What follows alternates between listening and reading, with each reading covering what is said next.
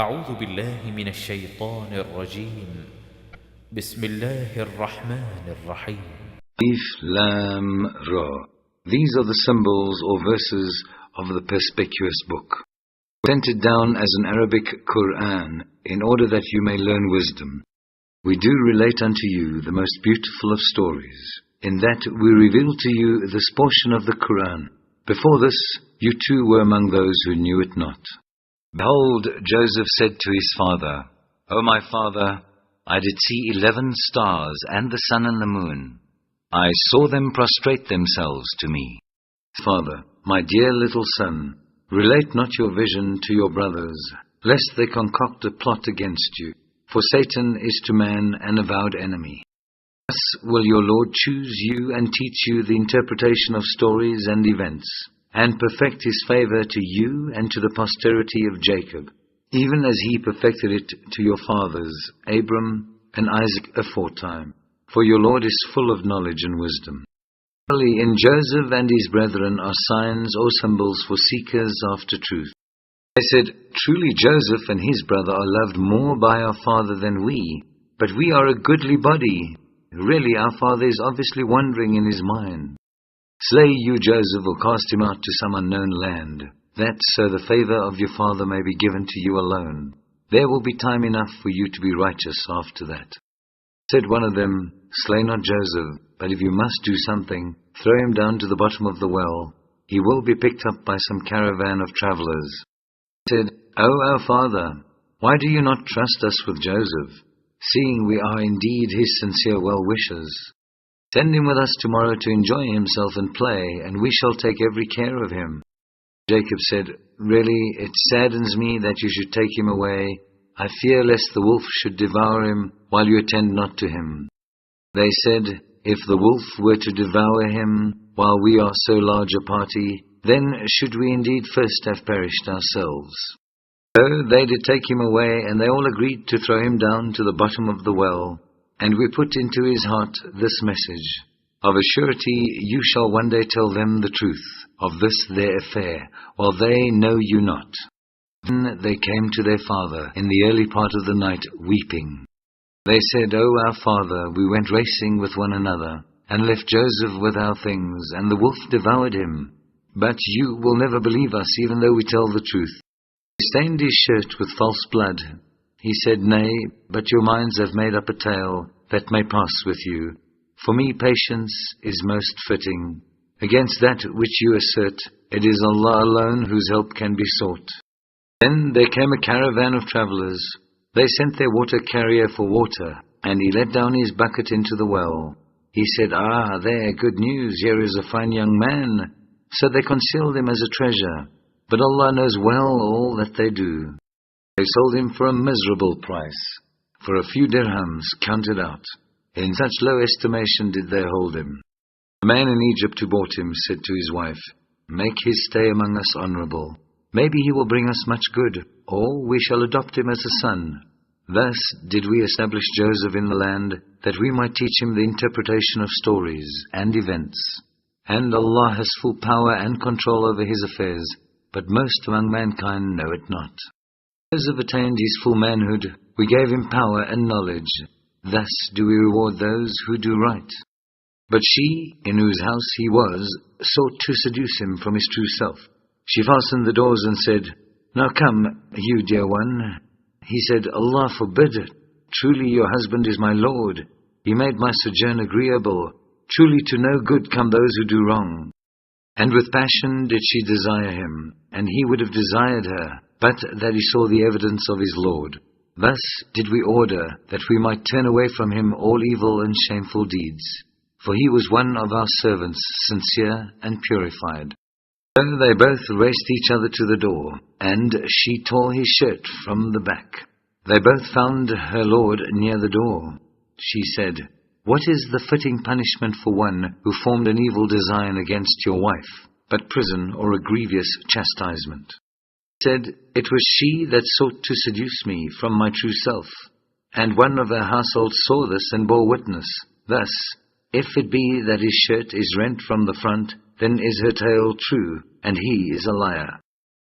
If it be that his shirt is torn from the back, then is she the liar, and he is telling the truth.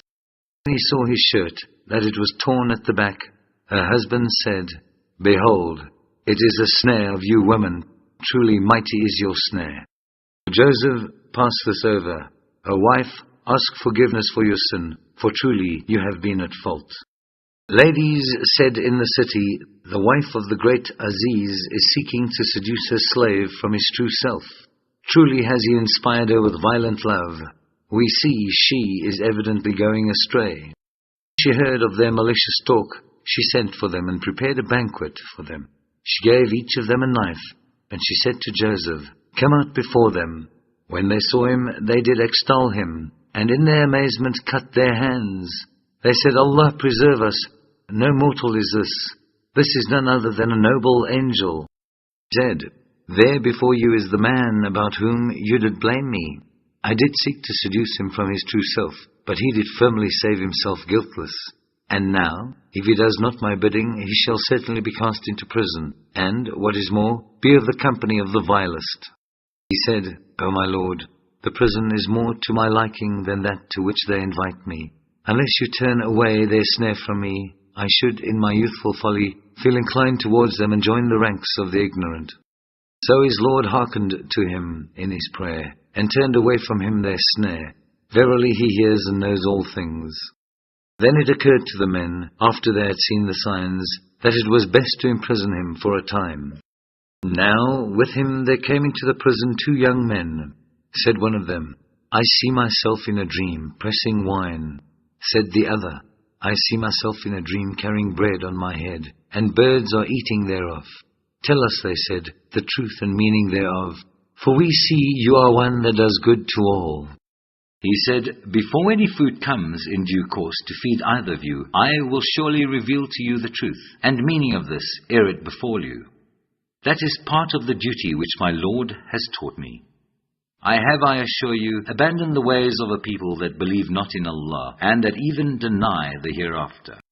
I follow the ways of my fathers, Abram, Isaac, and Jacob, and never could we attribute any partners whatever to Allah. That comes of the grace of Allah to us and to mankind, yet most men are not grateful. O my 2 companions of the prison, I ask you, are many lords differing among themselves better, or Allah the one, supreme and irresistible?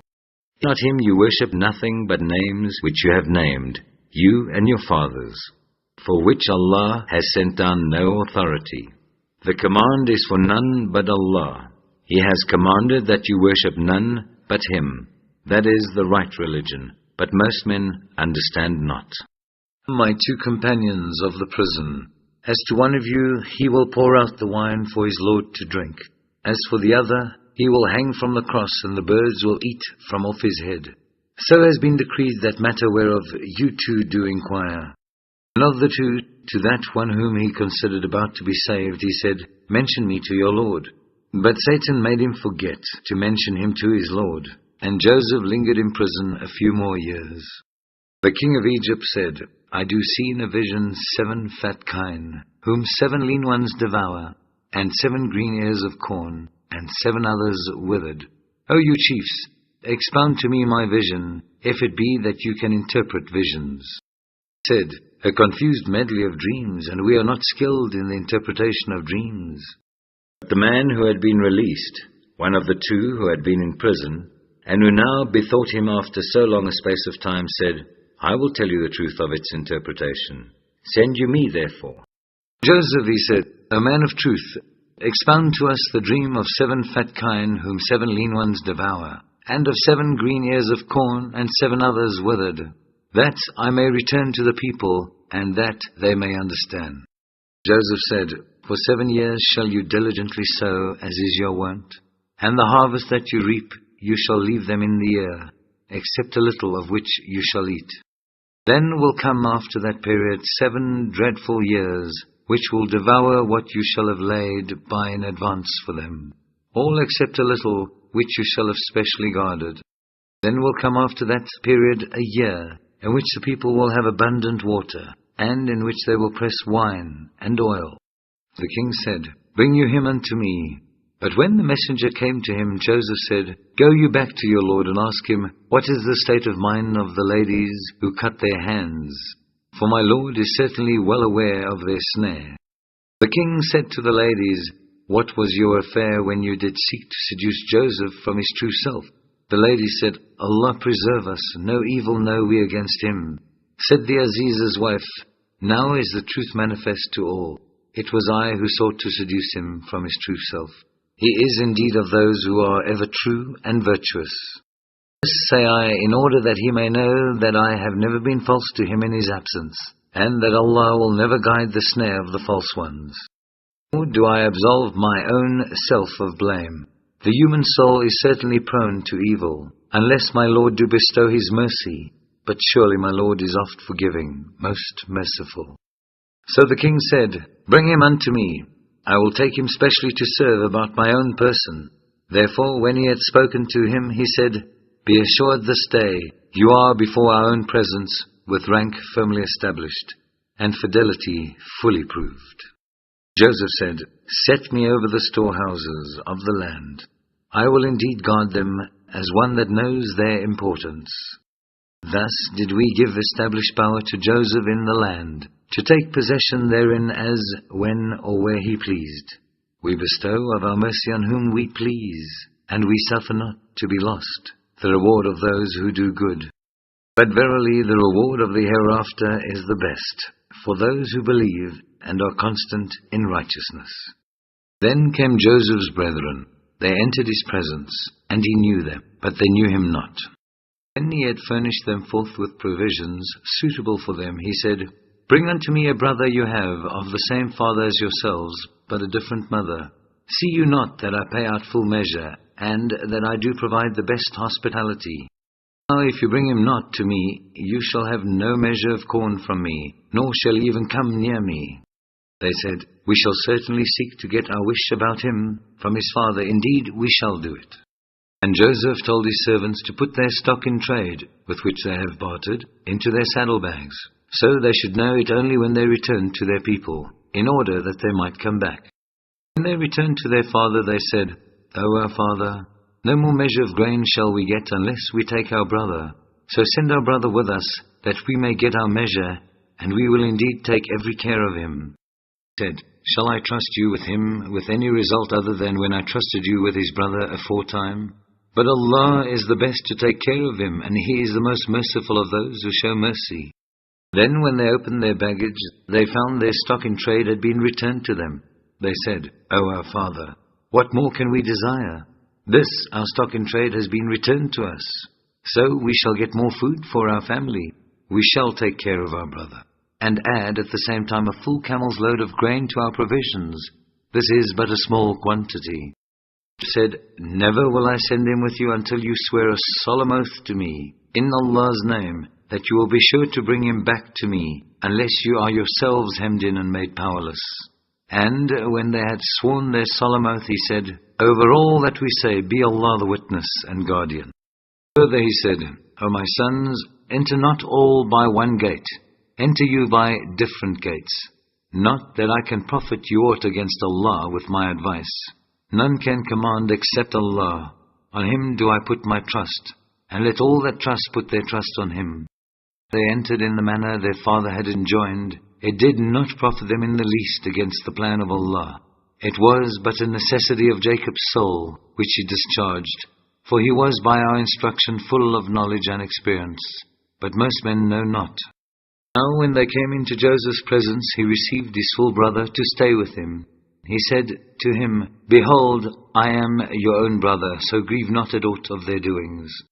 At length, when he had furnished them forth with provisions suitable for them, he put the drinking cup into his brother's saddlebag, then shouted out a crier, "O you in the caravan, behold, you are thieves without doubt." He said, turning towards them, "What is it that you miss?" "But we miss the great beaker of the king. For him who produces it is the reward of a camel load. I will be bound by it." Father said, "By Allah, well you know that we came not to make mischief in the land, and we are no thieves." The Egyptian said, "What then shall be the penalty of this if you are proved to have lied?" They said, the penalty should be that he in whose saddlebag it is found should be held as bondman to atone for the crime. Thus it is, we punish the wrongdoers. So he began the search with their baggage, before he came to the baggage of his brother. At length he brought it out of his brother's baggage. Thus did we plan for Joseph. He could not take his brother by the law of the king, except that Allah willed it so. We raise to degrees of wisdom whom we please, but over all endued with knowledge is one, the all-knowing. They said, if he steals, there was a brother of his who did steal before him. But these things did Joseph keep locked in his heart, revealing not the secrets to them. He simply said to himself, you are the worse situated, and Allah knows best the truth of what you assert. He said, O exalted one, behold, he has a father aged and venerable, who will grieve for him. So take one of us in his place, for we see that you are gracious in doing good. He said, Allah forbid that we take other than him with whom we found our property. Indeed, if we did so, we should be acting wrongfully. Now when they saw no hope of his yielding, they held a conference in private. The leader among them said, know you not that your father did take an oath from you in Allah's name, and how before this you did fail in your duty with Joseph? Therefore I will not leave this land until my father permits me, or Allah commands me, and he is the best to command. You back to your father and say, O our father, behold, your son committed theft. We bear witness only to what we know, and we could not well guard against the unseen. Ask at the town where we have been, and the caravan in which we returned, and you will find we are indeed telling the truth. Jacob said, nay, but you have yourselves contrived a story good enough for you, so patience is most fitting for me. Maybe Allah will bring them back all to me in the end, for He is indeed full of knowledge and wisdom. And he turned away from them and said, how great is my grief for Joseph. And his eyes became white with sorrow, and he fell into silent melancholy. He said, by Allah, never will you cease to remember Joseph until you reach the last extremity of illness, or until you die. He said, I only complain of my distraction and anguish to Allah, and I know from Allah that which you know not. So my sons, go you and inquire about Joseph and his brother, and never give up hope of Allah's soothing mercy. Truly no one despairs of Allah's soothing mercy, except those who have no faith. Then when they came back into Joseph's presence, they said, O exalted one, distress has seized us and our family. We have now brought but scanty capital. So pay us full measure, we pray you, and treat it as charity to us, for Allah does reward the charitable. Know you how you dealt with Joseph and his brother, not knowing what you were doing? They said, are you indeed Joseph? He said, I am Joseph, and this is my brother. Allah has indeed been gracious to us all. Behold, he that is righteous and patient. Never will Allah suffer the reward to be lost of those who do right. They said, by Allah, indeed has Allah preferred you above us, and we certainly have been guilty of sin. He said, this day let no reproach be cast on you. Allah will forgive you, and He is the most merciful of those who show mercy. With this my shirt, and cast it over the face of my father. He will come to see clearly. Then come you here to me together with all your family. When the caravan left Egypt, their father said, I do indeed scent the presence of Joseph. Nay, think me not a dotard. They said, by Allah, truly you are in your old wandering mind. Then when the bearer of the good news came, he cast the shirt over his face, and he forthwith regained clear sight. He said, did I not say to you, I know from Allah that which you know not? They said, O our father, ask for us forgiveness for our sins, for we were truly at fault. He said, soon will I ask my Lord for forgiveness for you, for He is indeed oft forgiving, most merciful. And when they entered the presence of Joseph, he provided a home for his parents with himself, and said, enter you Egypt all in safety, if it please Allah. And he raised his parents high on the throne of dignity, and they fell down in prostration, all before him. He said, O my father, this is the fulfillment of my vision of old. Allah has made it come true. He was indeed good to me when He took me out of prison and brought you all here out of the desert, even after Satan had sown enmity between me and my brothers.